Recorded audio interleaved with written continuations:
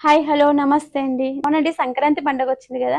ఎంతమంది ఎన్ని చీరలు కొనుక్కున్నారో నాకు ఒకసారి చెప్పారా? కామెంట్ బాక్స్ లో కామెంట్ చేయరా? ఎందుకంటే ఆడవాళ్ళంటే చీరలంటే బీభత్సమైన ప్రాణం కదండి. షాపింగ్ అంటే బీభత్సమైన ప్రాణం కదండి. మీరు ఎంత డబ్బు వేస్ట్ చేశారో ఈరోజు నేను కనుక్కోవాలనుకుంటున్నాను. అదేంటి మేడం, చీరలు కొనుక్కోవడం డబ్బులు వేస్ట్ ఎందుకు అవుతుంది అని అంటారు. అవునండి, ఒక రకంగా మనం వేస్ట్ చేస్తూ ఉంటాం. ఎందుకో తెలుసా? మన ఇంట్లో ఒక 300 చీరలు ఉన్నాయి, ఇంకో 400 చీరలు కావాలని ఇష్టపడుతూ ఉంటాం కదా. తప్పండి. ఎందుకో తెలుసా? అన్ని డబ్బులన్నీ వేస్ట్‌గా ఖర్చు పెట్టడం కంటే మనకెన్ని ఇప్పుడు 3 బీరువాలు ఉన్నాయి మన ఇంట్లో. 3 బీరువాలు మన సెల్ఫ్‌లే నిండిపోయుంటాయి.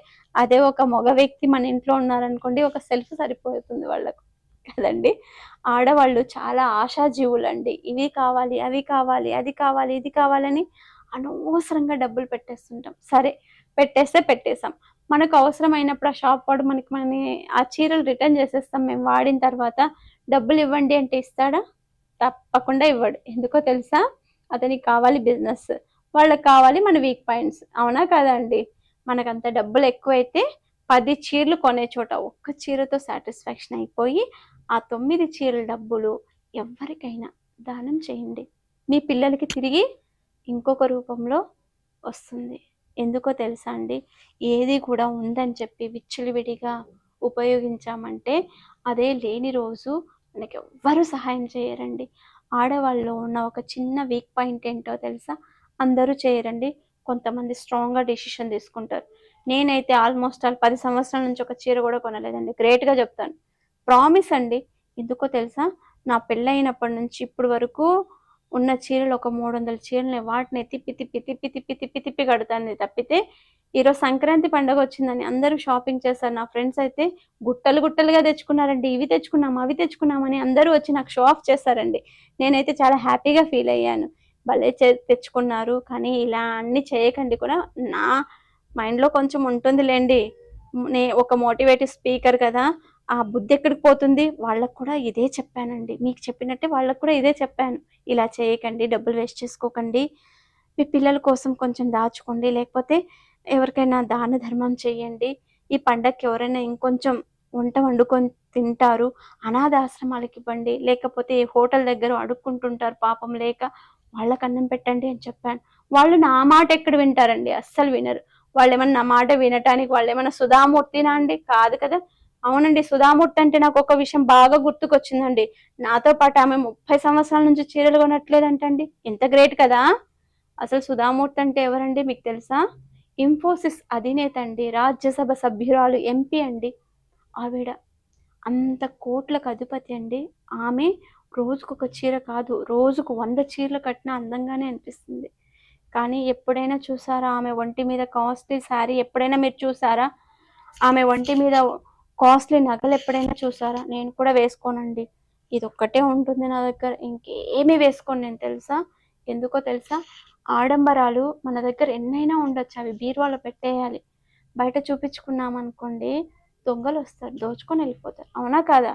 కాబట్టి మన వస్తువు ఉన్నంత సేపే మనకి విలువ ఇస్తారండి. అది లేదు అంటే విలువ ఇవ్వరు అని చాలా మంది ఉంటారు. వాళ్ళు విలువిస్తే ఎంత, విలువ ఇవ్వకపోతే ఎంత? నా విలువ నాకు తెలుసు కదా అనుకొని బతకాలే తప్పితే ఆడంబరాలకు వెళ్ళి అప్పులు చేసి మన భర్తలకు కష్టపెట్టి మన పిల్లలకు కష్టపెట్టాల్సిన అవసరం లేదండి. ఉంటే తీసుకోండి, లేకపోతే అప్పు చేసి తప్పు చేయకండి. నాకు సుధామూర్తి గారు 30 సంవత్సరాల నుంచి ఒక్క చీర కూడా కొనలేదంటే నాకు ఆశ్చర్యం అనిపించిందండి. నాకు చాలా అమ్మ, నేనే కాదు, నాకు కూడా ఒక తోడున్నారు, నాకంటే పెద్ద మేడం గారే తోడున్నారనిపించిందండి. నిజంగా నాకు చాలా మోటివేషన్ అనిపించిందండి. ఎందుకో తెలుసా? మేడం రోజు 30 చీరలు కట్టినా కూడా ఏమీ తక్కువ లేదండి. పాపం ఆమె ఆ చీరలు ఒకసారి గంగా స్నానానికి వెళ్తే అక్కడ డిసిషన్ తీసుకుందంటండి. ఒంటి మీద నిలువెత్తుగా మనము నిలువు దోపిడిస్తాం కదండి, అలా గంగాదేవికి నిలువు దోపిడిచ్చేసి ఆ రోజు డిసిషన్ తీసుకుందంటండి. ఆమె ఏమైనా తెలుసా? నేను ఇప్పటి నుంచి ఒక్క చీరకు కూడా డబ్బు పెట్టను అని. ఎందుకండి? ఆమె దగ్గర డబ్బులు లేకనా? కాదు కాదు. ఆ చీర డబ్బుకు పెట్టే డబ్బు కూడా ఒకరికి మనం సహాయం చేద్దాము అని చెప్పి 30 ఏళ్ళ నుంచి ఏవైతే కొన్నదో అవే చీరనే, కట్టిన చీరనే కడుతుందంటండి. ఎప్పుడు వాళ్ళిచ్చింది వీళ్ళిచ్చింది బంధువర్గాలు ఇచ్చినవే కడుతుందంట. కానీ ఒక్క చీర కూడా 30 ఏళ్లలో వెళ్ళి ఆమె షాపింగ్ చేసి ఒక చీర కొనలేదంటండి. మీకు ఒక విషయం చెప్పనా, మొట్టమొదటి ఇంజనీరు సుధామూర్తి భర్త నారాయణమూర్తి గారు. ఆయన టాటా స్టీల్‌కి అధినేతగా ఉన్నప్పుడు చాలామంది ఉద్యోగాలు లేక అమ్మాయిలా ఈ ఉద్యోగానికి పనికిరావు, ఈ ఉద్యోగానికి పనికిరావు అని చెప్పి అందరూ రిజెక్ట్ చేసేవాళ్ళంటండి. కానీ ఆమె ఫ్యాక్టరీ ఓనర్‌కి లెటర్ రాసిందంటే, ఎందుకు ఆడవాళ్ళు ఉద్యోగానికి ఎందుకు సూట్ కారు, నేను కూడా ఉద్యోగం చేస్తాను అని చెప్పి ఆమె లెటర్ రాసి, ఇప్పుడు రతన్ టాటా సార్కి లెటర్ రాసి అప్పుడు జాయిన్ అయిందంటండి ఆమె ఉద్యోగంలో. ఆమె టాలెంట్ ఎంతో చూడండి కదా.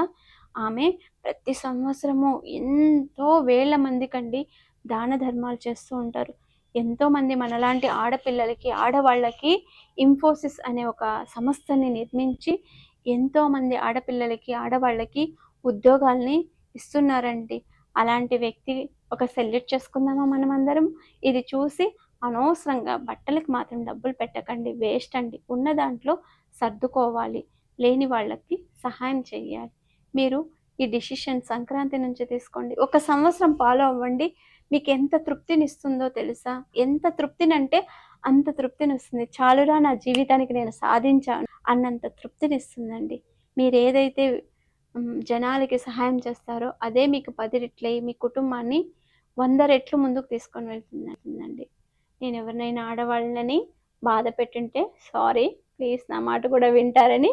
ఒక బట్టల షాప్ వాళ్ళు బతికిపోతారండి. బట్టల షాప్ వాళ్ళు బతకాలి, బతకూడదని కాదు. కానీ మనకు అవసరానికి మించి తీసుకోవడం అనేది వేస్ట్ ఆఫ్ కాస్ట్ అనేది నా ఆలోచన అండి. ఒకవేళ మీకు ఎవరికైనా బాధ పెట్టింటే సారీ, మీకు ఎవరికైనా మంచిగా అనిపించింటే కింద నిజం మేడం మీరు చెప్పింది కరెక్ట్ అని ఎస్ అని కామెంట్ చేయండి. Thank you.